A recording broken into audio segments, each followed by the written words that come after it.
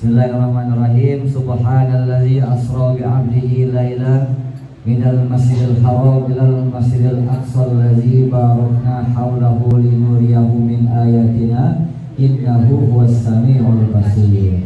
Shadaqallahul azim. Cuman hafal ayat ini aja. Untuk bahan Isra Mi'raj hafal ayat ini ya. Jadi kalau Ramadan ayat lain lagi, jadi perasaan nanti hafal satu Al-Quran ya. Subhanallah. Oke, abang tadi udah dengar Kang Dede cerita mengenai tes perjalanan Isra dan Mi'raj baginda kita Nabi besar Muhammad Sallallahu Alaihi Wasallam. Harus power ya, kalau power nggak enak ya. Oke, apa kabar semuanya, sehat?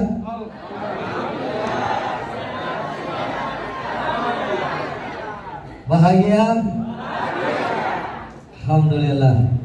Kita bahagia hari ini karena kita dalam keadaan sehat dan kemudian banyak alasan untuk kita bahagia. Oke, abang akan memaparkan sedikit saja supaya dapat bekal oleh-oleh buat kita semua tentang spesial yang terjadi di pada malam Isra dan Mi'raj baginda Nabi besar Muhammad Sallallahu Alaihi Wasallam. Kenapa ada yang spesial, ada yang biasa? Semuanya ada momennya. Ada dua pertanyaan yang menggelitik dalam pikiran kita, dan ini harus kita jawab. Pertanyaan ini harus kita jawab. Pertanyaan pertama, kenapa Allah memerintahkan sholat kepada baginda Nabi? Kok tidak memerintahkan haji, memerintahkan puasa pada saat Isra Mi'raj? Maka dugaan kita pasti perintah ini lebih penting atau sangat penting statusnya, benar kan? Karena diperlakukan secara khusus, secara spesial. Pertanyaannya apa pentingnya, itu nanti kita cari. Tapi yang pasti kita menduga secara pikiran kita, kenapa perkara sholat ini sampai harus diundang Rasulullah untuk menghadap Allah, kemudian Allah memberikan secara langsung. Maka ini tentu perkara yang sangat-sangat penting. Itu pertama. Yang kedua apa dia udah lupa. Yang pertama ya dulu. Yang kedua nggak ada sebenarnya ya. Karena yang ketiga juga nggak ada. Kalau ada yang kedua sama yang ketiga, berarti yang pertama nggak spesial. Anda mau jadi yang spesial? Jadilah satu-satunya. Benar nggak? Ya, kalau ada 2 dan 3, hanya bayang-bayang belaka.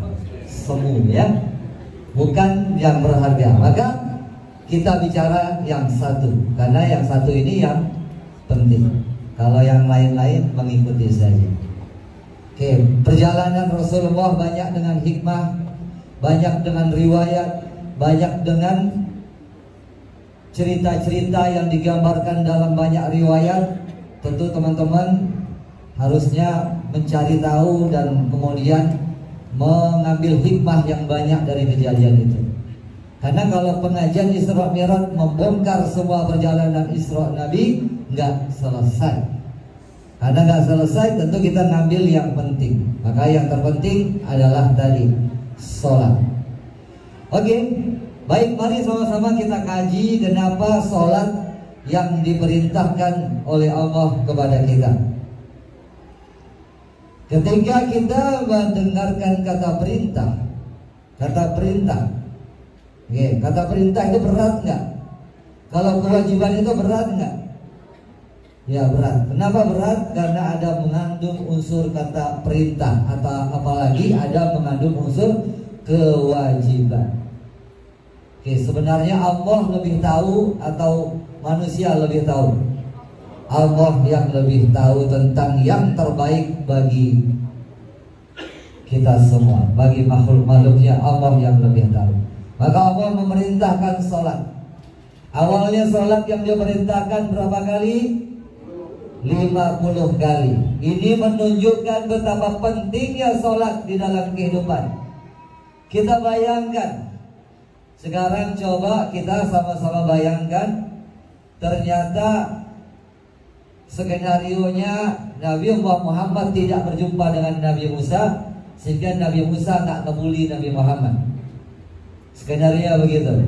Karena dalam skenario yang pertama yang sudah terjadi, Nabi Musa membuli Nabi. Dapat perintah apa dari Allah? Sholat berapa? 50 waktu. Wah, umatmu gak akan kuat. Kita diejek sama Nabi Musa. Umatmu gak akan kuat. Apa katanya? Bandingannya, umatku saja gak kuat, apalagi umatmu. Begitu dibandingkan Nabi. Jadi kita tuh diremehkan oleh Nabi Musa. Tapi untung diremehkan, kalau enggak 50 beneran. Untung Nabi Muhammad orangnya kalem-kalem aja ya, kira-kira nggak terlalu, oh gitu ya, iya, tidak balik lagi. Tapi sekarang kita bayangkan, karena rencana pertama adalah 50. Bayangkan kita hidup hari ini sholatnya 50 kali. Oke? 2 jam sekali atau 1 jam sekali, kira-kira kita sholat. Jadi ada nggak kerja di PT lagi? Hah? Ada nggak kita kerja di PT lagi atau bisnis sibuk-sibuk? Ada? Kayaknya kita nggak ada. Kita sibuk sholat, habis sholat nunggu sholat lagi, habis sholat nunggu sholat lagi, habis sholat nunggu sampai malam tidur, bangun sholat lagi. Kayaknya kerja kita kayak begitu. Kayaknya Allah memang nyuruh kita sholat. Kenapa Allah menyuruh kita sholat? Karena sholat itu penting. Pasti, cuman kita nggak tahu seberapa penting sholat itu. Mana penting dengan banyak duit, kira-kira begitu. Mana penting dengan hidup mapan, mana penting dengan kesehatan, mana penting dengan jabatan, mana penting dengan relasi, mana penting dengan pertemanan. Maka bandingannya harus dengan yang terpenting dalam hidup kita. Coba buka hati kita masing-masing. Apa yang terpenting bagi hidupmu hari ini? Punya duit ya? Apa yang paling terpenting bagi hidupmu hari ini? Ayo jujur dalam hatinya. Pasti pengennya hidup mapan semua ini. Ada nggak yang pengennya hidup mapan, duit ngalir, pasif income, tinggal dakwah, tinggal enak-enak aja? Ada nggak yang mikir kayak gitu? Banyak ya. Kayaknya itu yang penting, makanya itu dipikirin. Kalau nggak penting pasti nggak kepikiran. Ya, yang nggak penting pasti nggak kepikiran. Yang terpenting pasti terpikirkan. Makanya namanya impression. Yang terpenting bagi kita selalu mengendap ke atas. Maka apa yang terpenting bagi diri kita? Kita bisa jujur sama diri sendiri. Apa yang terpenting? Kalau belum sholat yang terpenting di dalam diri kita, maka ini di luar skenario Allah. Makanya hidup kita kurang bahagia. Kenapa? Karena di luar dari skenario Allah. Mau hidup format kita atau hidup format Allah? Belum ya? Angkatan 10 belum ya? Oh sudah. Oh udah selesai aja. Oke. Harusnya ikut hidup format Allah atau format kita? Karena Allah lebih tahu tentang kebahagiaan dan kebutuhan kita. Tapi kenapa bahasanya perintah? Kenapa bahasanya kewajiban? Abang ambil contoh. Kalau kita punya anak, kita perintahkan gak untuk dia belajar? Kita perintahkan, kita wajibkan gak untuk dia belajar? Anak kita, iya kan? Tapi bagi anak berat gak? Kata dia, aduh kenapa saya disuruh sekolah? Kenapa saya disuruh belajar? Komplain dia disuruh belajar. Tapi kita tahu, berbuih mulut kita menjelaskan tentang keutamaan belajar, anak tidak akan paham-paham. Lebih baik kalau mau belajar ada hadiahnya, kalau nggak belajar ada hukumannya. Itu aja pilihan orang tua. Karena kalau disampaikan nggak terima, nggak masuk masuk. Itulah gambaran orang-orang gambaran manusia yang mengedepankan nafsu. Ketika dapat perintah katanya berat. Padahal hikmah terbesar dalam kehidupan ada di dalam sholat. Waduh, kok sholat berat kali? Nah, itu dipaksa, diwajibkan, katanya tersiksa. Ya kan? Menjalankan, apalagi menjalankannya setengah-setengah. Kalau nggak terakhir-terakhir, nggak sholat. Kalau masih di awal waktu, masih santai. Pasti tanya, kenapa sholatnya di akhir-akhir? Karena yang paling akhir ini yang paling wajib banget katanya. Soalnya kalau setelah ini nggak sholat, sudah kena haram. Berarti ini yang paling wajib katanya. Ya kan? Betul nggak tuh? Kalau sholat di awal waktu hukumnya apa? Kalau sholat di awal waktu mendapatkan fadilah. Tapi kalau sholat di akhir waktu wajibul wajib, paling wajibnya sholat ya. Soalnya kalau setelah dia nggak sholat langsung kena haram. Makanya dia sholatnya di akhir waktu terus. Menunggu yang paling wajib katanya. Nah ini pikiran sesat, jangan diikutin ya. Nggak pernah mikir kayak gini ya. Mikir nggak kayak gini sholat. Makanya ada teman-teman kita yang sholatnya di akhir waktu. Makanya teman-teman jangan kaget kalau ada di pesantren-pesantren jam zuhurnya jam 2.30 baru azan zuhur. Kalau kita kan jam 12.30, ini zuhurnya jam 2.30. Begitu zuhur 2.30 wirid langsung salat asar. Gitu ya, itu seperti di pesantrennya Mbah Mun ya, di Sarang begitu sholat zuhurnya ya. Oke, saya sekali boleh nggak ngikut kayak begitu? Boleh, bukan nggak boleh, memang sering kayak gitu ya. Nggak usah diajarin, memang sholatnya udah begitu ya. Tiap hari begitu, telat melulu sholatnya. Ya karena nggak penting. Kalau penting pasti dikejar. Kalau besok ada pertemuan, kalau besok ada proyek, kalau besok ada can uang besar mau masuk, kira-kira tidur malam ini gelisah nggak menunggu besok pagi? Udah nggak sabar besok pagi, karena besok pagi ada yang penting, namanya uang atau proyek atau pekerjaan atau ada orderan, maka penting sehingga malam diajak bergadang. Aduh sorry, saya harus pulang katanya demi menunggu besok pagi. Jadi paginya penting ya. Oke, tes. Ada yang disuruh nutup ini kayaknya. Udah kita, halo tes. Tes. Tes. Tes 1 2 3. Tes. Tes. Ini nggak enak ini. Tes.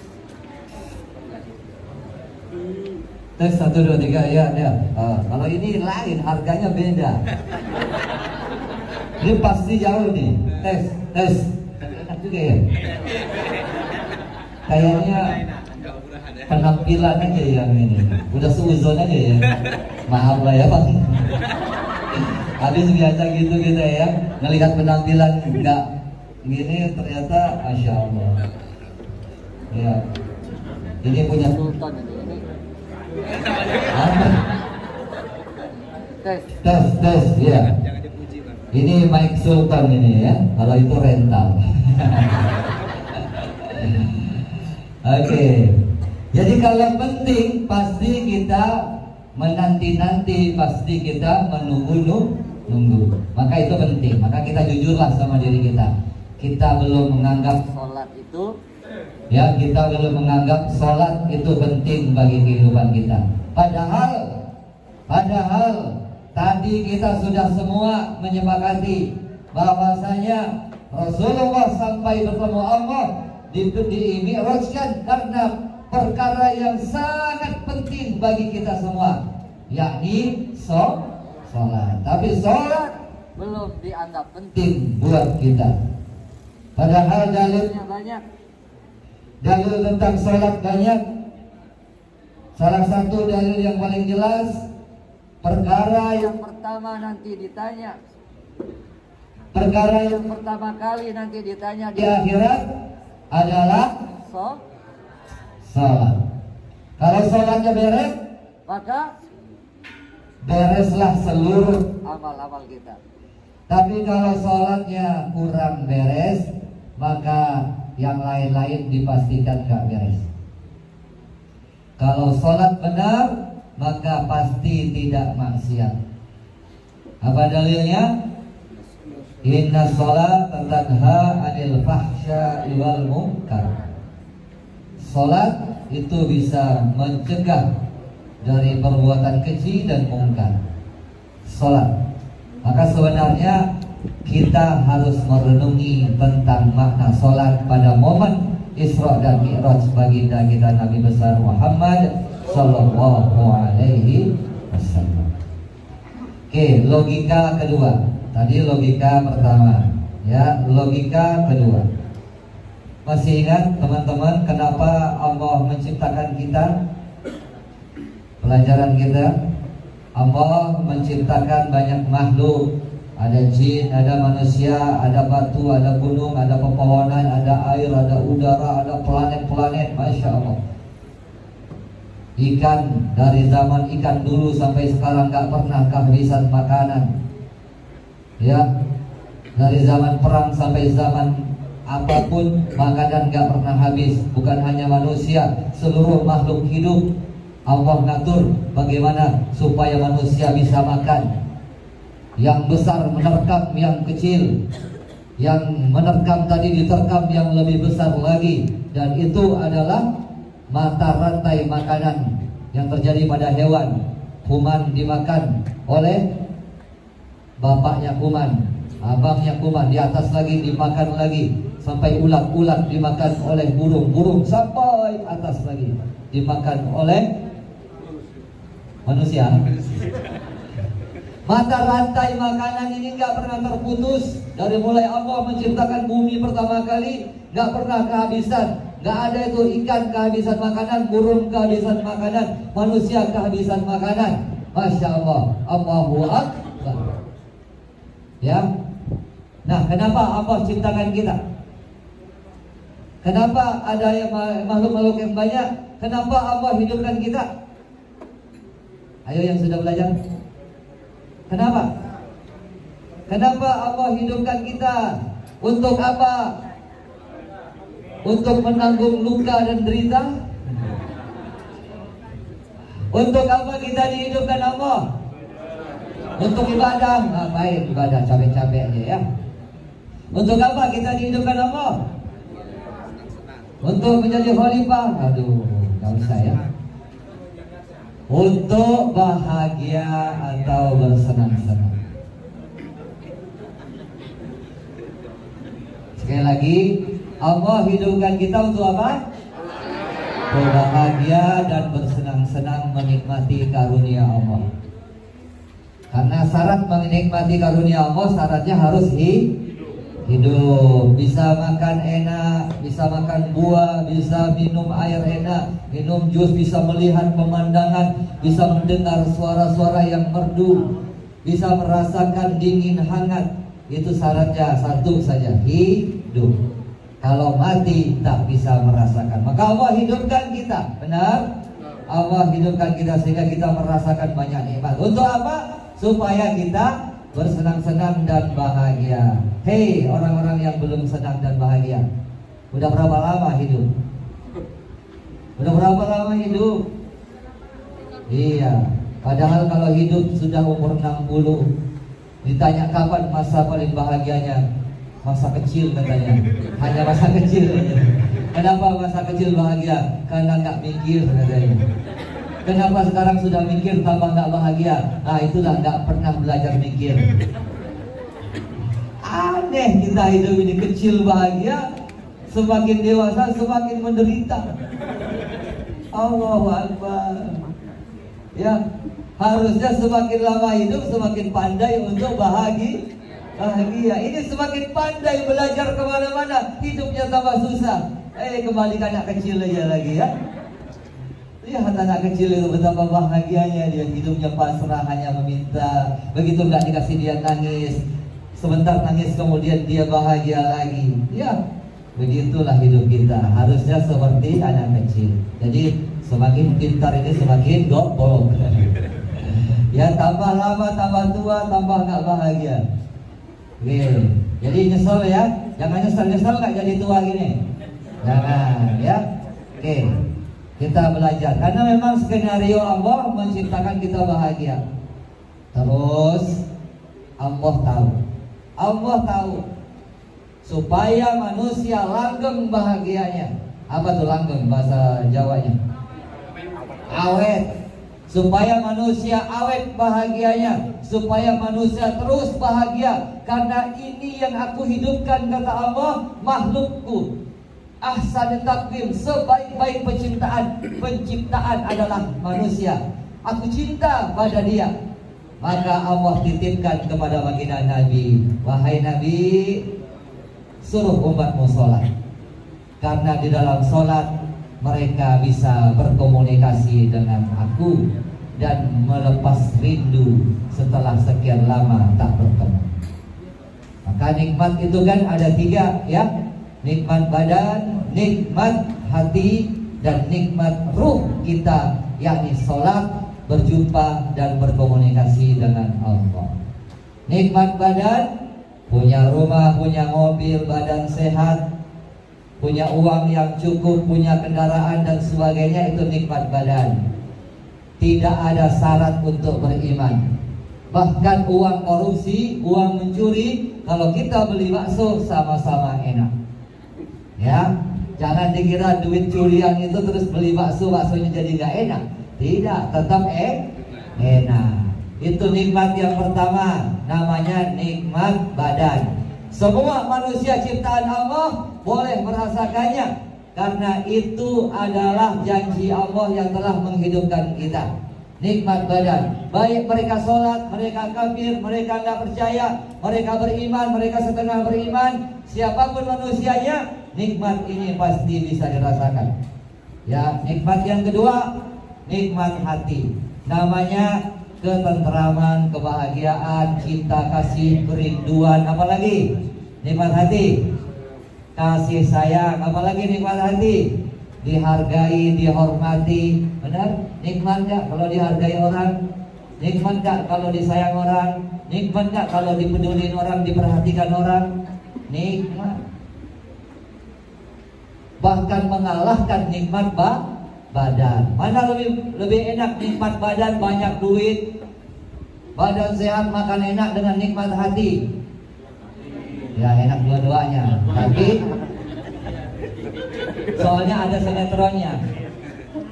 Ada seorang perempuan berkata, wahai suamiku, engkau berikan aku rumah mewah, perhiasan, mobil yang indah, engkau berikan aku harta yang banyak, tapi di dalam hatimu ada perempuan lain. Tak ada diriku di dalam hatimu. Enak gak kayak begitu hidupnya? Enak katanya. Yang bilang enak. Ya. Enak gak kita ngumpul begini, duduk berdua, jalan berdua, makan berdua, tapi hatinya ada di tempat lain? Enak gak? Gak enak. Dicuekin, ya gak? Bahkan dalam tidur dia mengigau menyebut nama yang lain. Padahal sudah sekian lama bersama-sama, tak tersebut namanya. Ada gak abang kita abang ya? Jadi nikmat hati juga sangat penting. Tapi hati dan badan, Allah bilang nggak perlu syarat iman. Semua orang, semua ciptaannya bisa merasakan. Orang muslim, non muslim, siapa saja yang bercinta kasih, yang berkasih sayang, yang menghargai, yang saling baik, mereka merasakan nikmat ini.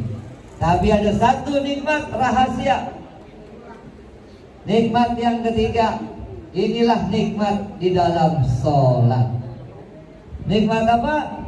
Nikmat bertemu dan berkomunikasi dengan yang maha indah. Tiada keindahan kecuali yang maha indah. Dialah Allah Subhanahu. Makanya cara untuk supaya nikmat ini terus indah, maka belajarlah sholat yang khusyuk. Mudah-mudahan dengan sholat yang khusyuk kita bisa mencapai kebahagiaan yang abadi. Kenapa? Karena kalau nanti kita meninggal di alam kubur, nikmat badan dibawa enggak? Harta, makan, semuanya selesai. Kita menikmati itu hanya di dunia. Nikmat hati dibawa enggak? Cinta, ketentraman enggak dibawa. Nikmat yang dibawa adalah nikmat ruh. Makanya kalau kita kirim doa kepada ruh. Ruhnya sampai. Al-Fatihah untuk orang tua kita, maka Al-Fatihahnya sampai. Al-Fatihah. Bismillahirrahmanirrahim. Alhamdulillahirabbil alamin. Iya,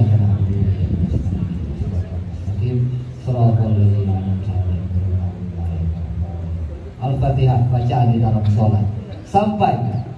Maka nikmat ini akan terus sampai kita bawa ke surga. Namanya nikmat berkomunikasi dengan yang maha indah. Kenapa? Karena kita tidak punya cara komunikasi yang lain kecuali Allah yang langsung ngasih tahu. Makanya Nabi, begini cara komunikasi denganku supaya makhlukku tetap merasa nikmat dan nanti akan merasakan nikmat yang paling besar di akhirat. Sholat kuncinya. Maka kunci kenikmatan, kunci kebahagiaan ada di dalam sholat. Kunci keberkahan, kunci hidup yang damai, kunci kebahagiaan, kunci apapun yang kita inginkan ada di dalam sholat. Jadi simpel lah, sederhana, mudah dan sangat mudah bagi kita. Coba syarat bahagia itu harus kerja, syarat bahagia itu harus pintar, syarat bahagia itu harus punya relasi, syarat bahagia itu bla bla, repot kita. Yang malas belajar jadi nggak bahagia, yang nggak punya teman jadi nggak bahagia, kan repot. Tapi dengan sholat maka hidup kita bahagia, ya. Yang belum sholat, yang suka melalaikan sholat, yang masih meninggalkan sholat, ikrarkan dalam hatimu mulai malam ini, bertobatlah dan Allah Maha Penerima taubat. Kamu akan merasakan kebahagiaan yang besar yang tidak bisa diceritakan. Bahkan keluh lisan kita untuk menceritakan bagaimana nikmatnya sholat bagi orang yang telah merasakan nikmatnya sholat. Maka bagi Anda yang belum bisa merasakan nikmatnya sholat, minta tolong sama Allah, gampang saja ya. Allahumma a'inni ala zikrika wa syukrika wa husni ibadati. Minta tolong, wahai Allah, tolong saya untuk selalu ingat padamu, bersyukur kepadamu, dan memperbagus ibadah kepadamu. Sederhana. Jadi yang punya hati adalah Allah. Ya muqallibal qulub tsabbit qalbi ala dinik. Yang punya hati adalah Allah. Yang membolak-bolakkan hati adalah Allah. Hati kita, kata Nabi, seperti di dalam jari-jarinya Allah. Kapan Allah ingin balik, terbaliklah. Maka kita mohon supaya tsabbit qulubi ala dinik. Kita mohon supaya ditetapkan hati kita pada jalan agama kita, jalan yang lurus. Dan kita mohon hati kita supaya bisa sampai kepada rencana Allah tentang kebahagiaan. Jadi bagi yang belum, yuk mohon supaya bisa merasakan nikmat seperti yang Allah inginkan kepada kita melalui salat. Subhanallah, alhamdulillah, wala ilaha illallah, wallahu akbar. Itu saja, nggak panjang-panjang. Yang penting teman-teman merasa puas, merasa senang malam hari ini, ya, karena tugas Bang Riki sama tugas Kang Dede hanya menyampaikan saja. Ya, mudah-mudahan Allah berikan hidayah kepada seluruh kita yang hadir di sini, sehingga hatinya terbuka, kemudian menerima perubahan dan kebenaran di dalam hatinya. Amin ya rabbal alamin. Ya, yang demikian aja. Terima kasih semuanya. Semangat teman-teman. Insya Allah kita akan sebentar lagi memasuki bulan Ramadan. Ya, nggak sampai sebulan lagi kita akan masuk bulan Ramadan. Oke, persiapkan diri kita. Marhaban ya Ramadan, marhaban ya Ramadan. Allahumma barik lana fil Rajab wasyaban wa ballighna Ramadan. Mudah-mudahan kita bertemu dengan kemuliaan cinta kasih bulan yang penuh keindahan di bulan Ramadan, ya. Dan itu aja dari abang. Jangan lupa untuk like and subscribe. Bagi yang belum melihat channel Bang Riki Solihin, nah ya, abang lagi mau mengembangkan channel sampai setahun 2 tahun ke depan, butuh like and supportnya. Nah, oke, terima kasih semuanya. Mohon maaf apabila 1-2 hal nggak ada pertanyaan ya. Ada? Ada pertanyaan? Oke, abang nggak nyiapin permen. Kalau sepeda ada. Sepeda ada ya. Ya silakan, silakan.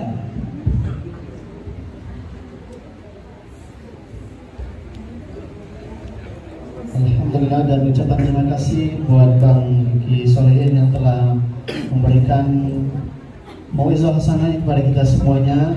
Mudah-mudahan mengingatkan kita kembali betapa pentingnya perintah sholat kepada kita, karena di dalam sholat itu ada